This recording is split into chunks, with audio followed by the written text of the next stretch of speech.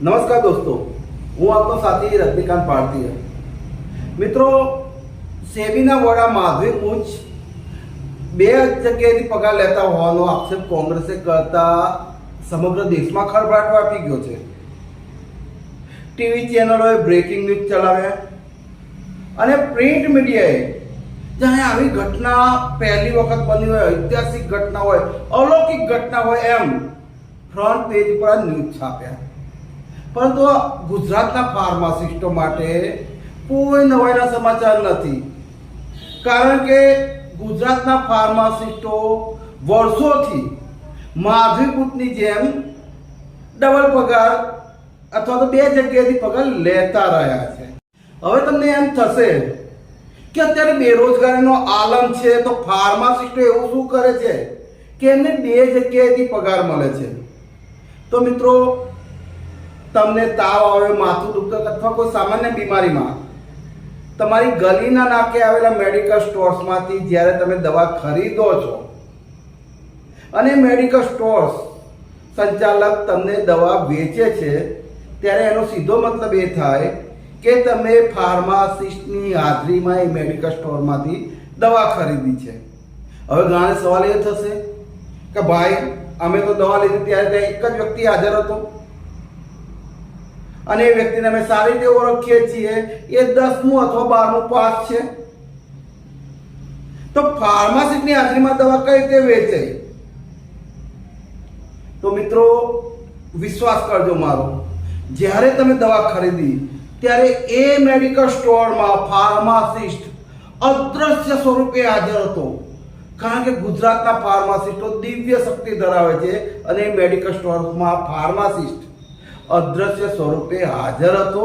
અને આ વાત હું નહીં પણ ફૂડ એન્ડ ડ્રગ વિભાગ પણ કહે છે.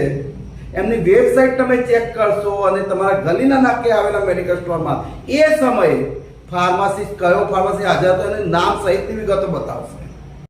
હજી પણ તમને થતું હશે કે આમાં ફાર્માસિસ્ટો ડબલ પગાર કઈ રીતે લે છે, તો હું જરા વિગતવાર સમજાવું કે ગુજરાતમાં હોલસેલર અને રિટેલ થઈને લગભગ 35,000 મેડિકલ સ્ટોર છે. એમાંથી ગુજરાતની ગલીએ ગલીએ મેડિકલ સ્ટોર ખુલેલા હોય એવા રિટેલ મેડિકલ સ્ટોર 35,000 જેટલા છે. અને આ મેડિકલ સ્ટોર ઓપન કરવા માટે ફૂડ એન્ડ ડ્રગ વિભાગમાંથી લાયસન્સ લેવું પડતું હોય છે. અને ફૂડ એન્ડ ડ્રગ વિભાગ એ જ શરતે લાયસન્સ આપે છે કે ફાર્માસિસ્ટની હાજરીમાં દવાનું વેચાણ મેડિકલ સ્ટોર્સ વાળા કરશે. હવે જે ફાર્માસિસ્ટો ફાર્મા કંપનીઓમાં નોકરી કરી રહ્યા છે ત્યાં પગાર લે છે, સરકારી દવાખાનામાં નોકરી કરે છે ત્યાં પગાર લે છે, અથવા તો પોતાનો બિઝનેસ અથવા અન્ય ક્ષેત્રમાં નોકરી કરી રહ્યા છે, એવા ફાર્માસિસ્ટો ફૂડ એન્ડ ડ્રગ વિભાગની કચેરીના અધિકારીઓ સમક્ષ એવું બાહેધરી પત્ર રજૂ કરે છે કે ફલાણી ગલીના નાકે આવેલા મેડિકલ સ્ટોર્સમાં હું હાજરી આપીશ અને મારી જ હાજરીમાં દવાનું વેચાણ થશે.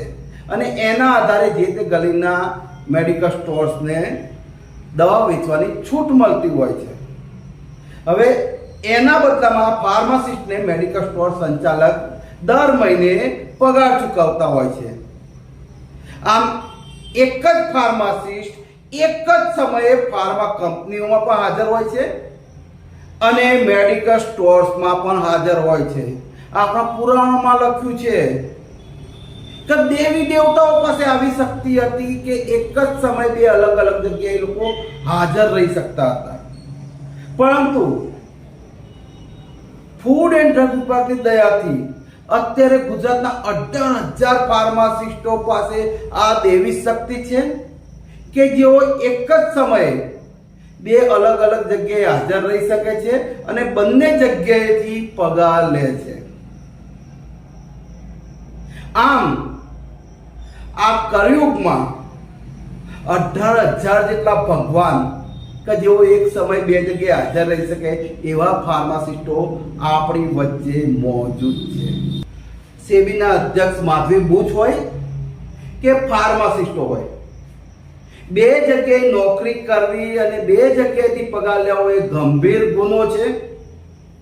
અને આવા ગુનેગારોને સજા કરવાની જવાબદારી સરકારની છે, જે તે વિભાગના અધિકારીઓની છે. પરંતુ ગુજરાત સરકારની વાત કરીએ તો જ્યાં સુધી કોઈ ગંભીર ઘટના ના થાય ત્યાં સુધી ગુજરાત સરકાર તો જાગતી નથી.